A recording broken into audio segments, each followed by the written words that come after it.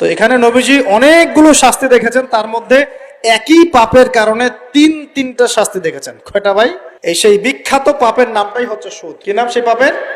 একবার দেখেছেন কিছু লোককে রক্তের নদীতে ফেলে দিয়ে মাথা ফাটিয়ে দেওয়া হচ্ছে। জিজ্ঞাসা করলেন এরা কারা? জিবরাইল আলাইহিস সালাম বলছেন এরা আপনার উম্মতের সেই সব ব্যক্তি যারা সুদখোর ছিল। রক্তের নদী কেন? কারণ রক্ত চুষে খাইতো তারা মানুষ। মাথা কেন ফাটাই দেওয়া হচ্ছে? কারণ এই মাথা দিয়ে বলেছিল ইন্নামাল বাইউ মিসলুর রিবা, ব্যবসা সুদ একই জিনিস।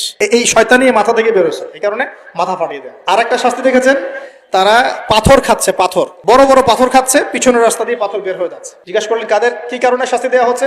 জিবরাইল আলাইহিস সালাম বললেন এটাও সুদের কারণে। 3 নাম্বারটা দেখেছেন তিনি, যে কিছু মানুষ শুয়ে আছে আর এই পেটটা আমাদের বাড়ি যেমন উঁচু, বাড়ির মতো উঁচু হয়ে আছে পেটটা, আর পেটের ভিতরে অজগরের মতো বড় বড় সাপ কিলবিল কিলবিল করছে। এই 3টা শাস্তি তিনি দেখেছেন।